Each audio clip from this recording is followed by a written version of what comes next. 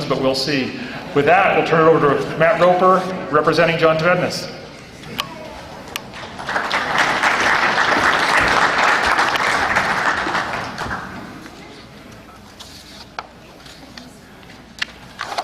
My guess is, if you want to turn the lights, let me see how much light there is to... Oh, this is fine. That'd be good.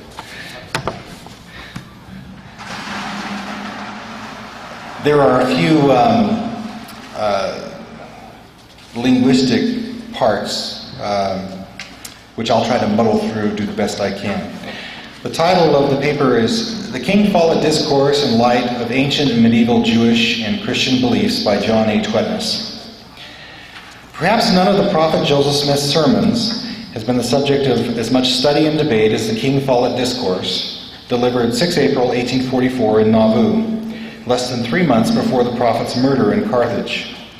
In this discourse, the prophet introduced a number of new ideas, all related to the creation of the earth and man's origin and destiny.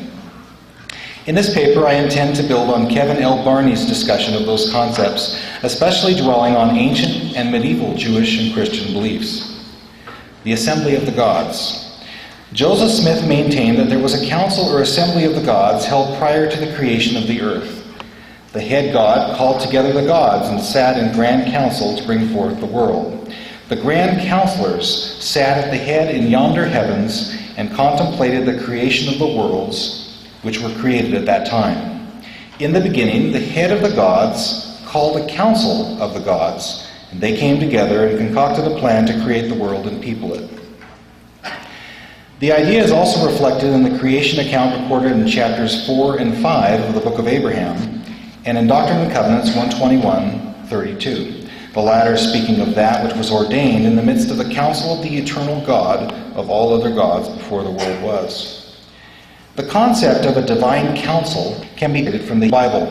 For example, the King James Version of Psalms 82:1 reads, God, or Elohim, standeth in the congregation of the mighty. He judgeth among the gods. The Hebrew term rendered congregation of the mighty is Adat El, which really means the council of God. Another Hebrew term that means council is Sod, which is often translated secret in the King James Version. Passages in which it should be read as counsel are Job 15:8 and 29:4, Psalms 25:14, and Proverbs 3:32. Indeed, some passages, the King James Version translates it assembly, as in Psalms 111:1, Jeremiah 6:11, 15:17, Ezekiel 13:9, while in a few others the King James renders it counsel. Psalms 55:14, 83:3, 89:5-7, Proverbs 15:22, and Jeremiah 23:18 and 22, while in Psalm 64:2, the KJV renders it secret counsel. The primordial assembly is also noted in Abraham 3:22-28, and in Moses 4:1-4. There we learn that the premortal Christ volunteered to redeem mankind from sin in order that they might return to the presence of God. His to become mankind's Savior is reflected in an early Christian document called the Discourse on Abaton, folios 11b-12a, which has the resurrected Christ describing the creation of Adam to his apostolic disciples. And he, the Father, heaved sighs over him, saying, If I put breath into this man, he must suffer many pains. And I said unto my Father, Put breath into him. I will be an advocate for him. And my Father said unto me, If I put breath into him, my beloved Son, thou wilt be obliged to go down into the world and suffer many pains for him before thou shalt have redeemed him and made him come back to his primal state. And I said unto my Father, Put breath into him. I will be his advocate. I will go down into the world and will fulfill thy command. The account may be quite old, for it is also known from a Jewish text, Hesikta Rabbatai 36:1, where we are told that God, under his throne of glory, put away his Messiah until the time of the generation in which he will appear. The devil asked about the light beneath God's throne, and God replied, Come and see him. And when he saw him, Satan was shaken, and he fell upon his face and said, "Surely this is the Messiah who will cause me and all the counterparts in heaven of the princes of the earth's nations to be swallowed up in Gehenna." God spoke further of "my true Messiah, who will pull himself up straight, and will pull up straight his generation, and who will give light to the eyes of Israel and deliver his people." The text then says that God will speak to the Messiah about his mission. "There are souls that have been put away with thee under my throne, and it is their sins which will bend thee down under a yoke of iron, and make thee like a calf whose eyes grow dim with suffering, and will choke thy spirit as with a yoke. Because of the sins of these souls thy tongue will cleave to the roof of thy mouth. Art thou willing to endure such things?" The Messiah will ask the Holy One, blessed be he, "Will my suffering last many years?" The Holy One, blessed be he, will reply, "Upon thy life and the life of my head, it is a period of 7 years which I have decreed for thee.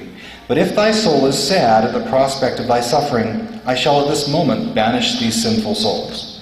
The Messiah will say, "Master of the universe, with joy in my soul and gladness in my heart, I take this suffering upon myself, provided that not one person in Israel shall perish, that not only those who are alive be saved in my days, but that those who are dead, who died from the days of Adam up to the time of redemption, and that not only these be saved in my days, but also those who died as abortions, and that not only these be saved in my days, but all those whom thou thoughtest to create, evidently as mortals, but were not created.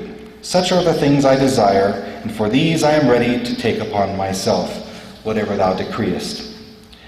Joseph Smith's concept of the divine council relies in part on his reading of Genesis 1:1, and on the meaning of the Hebrew term Bereshit. In the King Follett Discourse, he declared, "I shall comment on the very first Hebrew word in the Bible. I will make a comment on the very first sentence of the history of creation in the Bible. Bereshit. I want to analyze the word be, in, by, through, and everything else. Rosh, the head. Sheet, grammatical termination. When the inspired man wrote it, he did not put the beth there. An old Jew without any authority added the word. He thought it too bad to begin to talk about the head. It read first, the head one of the gods brought forth the gods. That is the true meaning of the words. Thus the head god brought forth the gods in the grand council. The idea that the Hebrew letter beth was a later addition was attested by some medieval Jewish commentators. Rabbi Abraham ibn Ezra, born in 1189, in his commentary on this verse wrote, "Our scholars said that the beth in Bereshit is superfluous." Translator Michael Linetsky notes, apparently he refers to Rabbi Saida Gaon, followed by Ibn Jannah, and probably Ibn Balaam, who has a commentary on Hosea 1:1. He rendered our verse as, "The beginning of what, or the first thing, God created was the sky and the earth, as though the bait had been discarded." A medieval Hebrew text, the Zohar, calls the heavenly palace Elohim, the Hebrew noun meaning gods, but often uses it as if it were singular. The passage reads in Genesis 1, "By means of a beginning, it created Elohim." Another passage renders the text, "Bereshit created Elohim," alternately reading, "By means of Reshith, God created." Zohar Genesis 24b declares that God created the world by means of the Torah. That is to say, insofar as it is called Reshith, by this Reshith, he created the heavens and the earth.